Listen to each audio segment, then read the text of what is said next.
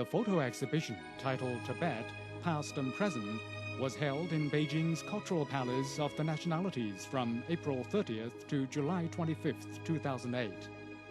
The exhibition was jointly sponsored by the United Front Work Department of the CPC Central Committee, the State Council Information Office, the State Ethnic Affairs Commission, and the government of the Tibet Autonomous Region, with the assistance of the Cultural Palace of the Nationalities and the Tibet Exhibition Center.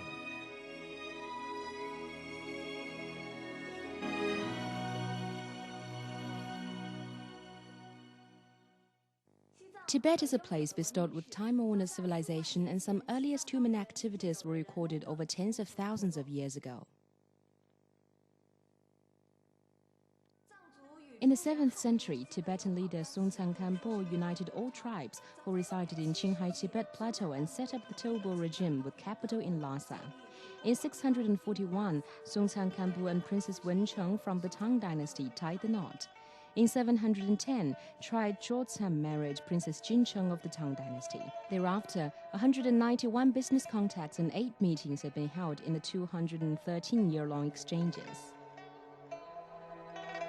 The ancient long drum and string instrument, previously housed in the Potala Palace, was brought to Tubal by Princess Wencheng. This is a musical instrument used in the Buddhist Mass to mark the launching of Samyen Temple.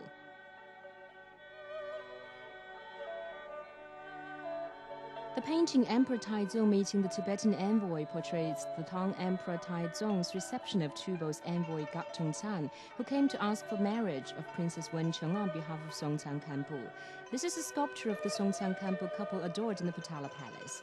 The carving of Sakyamuni, which was brought by Princess Wencheng to Tubal, is now housed in the Jokang Temple in Lhasa. In early 13th century, Genghis Khan set up the Mongol Khanate north of China, and the Tibetan monk leaders soon began their friendly exchanges with the new empire. In 1247, at the invitation of Mongolian General Duan, Gongga Gyaltsen, an eminent monk with the Sakya sect, took his nephew Pakba to Liangzhou to meet Duan. After discussion, the terms of Tibet's submission to Mongolia were settled. In 1260, Kublai Khan became the emperor and appointed Pakba state teacher and director of the General Management Court to deal with Tibet's political and religious affairs. In 1271, Kublai Khan founded the Yuan dynasty, and Tibet became an administrative region directly under the jurisdiction of central government.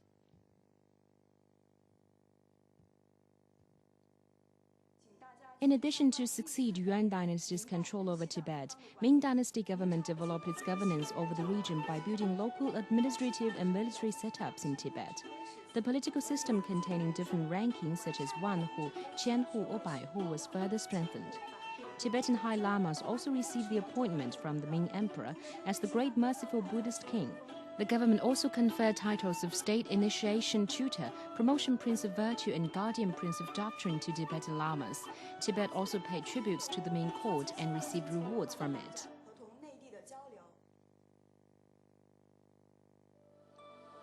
In 1652, the 5th Dalai Lama was summoned to Beijing, and the next year he was conferred the title Dalai Lama to be in charge of affairs of Tibetan Buddhism by Emperor Shunzhi.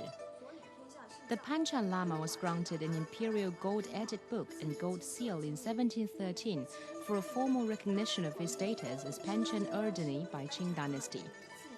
The Qing's royal court set up Tibet governorship in 1727. In 1751, the Tibetan regional government Garsha was founded. In 1793, the Qing government published an important royal decree of Article 29, which clarified regulations in regional personnel and financial field. Meanwhile, the central government also introduced a new system of determining the reincarnated soul of a deceased living Buddha by drawing a lot from the golden urn. This cultural relic is Kapala Bowl, a tribute to Qing Emperor Qianlong from the 6th Panchen Lama. This is a replica of the golden urn. The reincarnated soul of a deceased living Buddha will be determined by drawing a lot from it. There are only 2 golden urns, one housed in Jokang Temple in Lhasa, while the other preserved in Lama Temple in Beijing. This is a decree that records the 5th Panchen Lama was conferred the title from Qing Emperor Kangxi. This is the sixth Panchan. In the 6th year of Emperor Qianlong's reign, he was enthroned in Chashlunpo Monastery. The sixth Panchan Lama passed away at the age 42 in Huangzi Temple in Beijing. This is the text of imperially approved ordinance for the more efficient governance of Tibet. The below is a notice informing the Qing government minted coins in Tibet, including a photo of the ancient coin's image.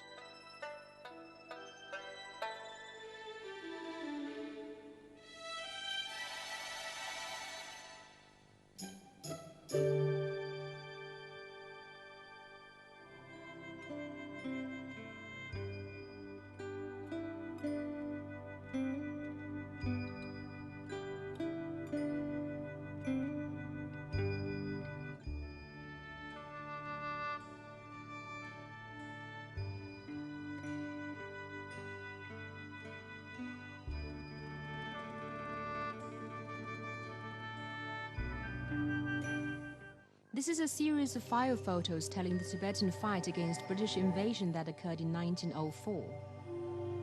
This is a Tibetan hero who had joined the fight against British invasion, describes the heroic deeds in the conflict to ethnic minority locals. This is the 13th Dalai Lama Tumba Gyaltso, who was officially installed in the Potala Palace and died in 1933 in Tibet. The Republic of China's government granted him an ordinary title to reward his contribution in safeguarding the sovereignty.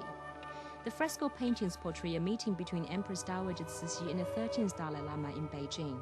During the meeting, the Empress gave a pearl mandala as a gift to the 13th Dalai Lama. It now receives worshippers in the Potala Palace.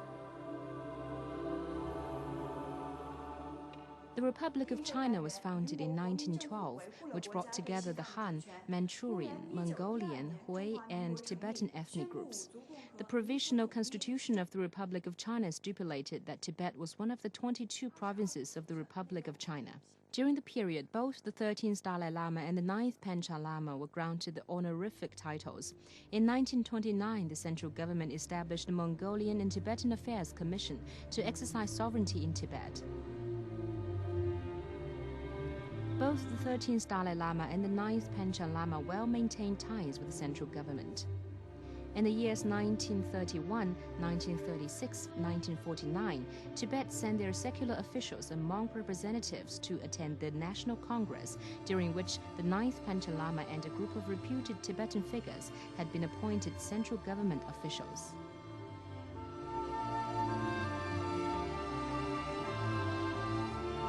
The photo was taken in 1940 ahead of the official installation ceremony of the 14th Dalai Lama. The Republic of China sent special envoy to meet reincarnated young Dalai Lama. This is the statue of the 14th Dalai Lama in the ceremony. This is Thubten Yempo Tishi Jaintin, the 5th head Lama of Jötin Monastery. In 1934, he was appointed the regent of Tibet. He was forced to step down by pro-British splitting forces in 1941. Jötin Lama died in 1947 in Lhasa. This is the official seal used in Dalai Lama's Chongqing office during the Republic of China. This is the official seal used in Panchen Lama's office in Chongqing. The photo records the official installation ceremony held in Qinghai for the 10th Panchen Lama. Before 1959, Tibet had long been a society of feudal serfdom under the despotic political and religious rule of lamas and nobles. Now let's take a look at the dark society under the rule.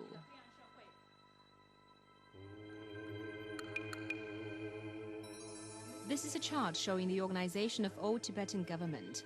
The Tibetan local government led by Dalai Lama, who enjoyed the highest social status, is called Gasha in Tibetan. There were also subordinate organs and local offices. The Dalai Lama created an official position responsible for the operation of the Potala Palace in Dalai's daily life. The statutory code of old Tibet stipulated that people were unequal in status by dividing all into 3 classes and 9 ranks. The law also clarified the value of human life like this.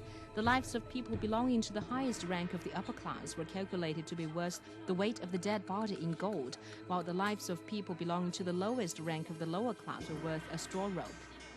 Now let's take a look at the strata of old Tibetan society.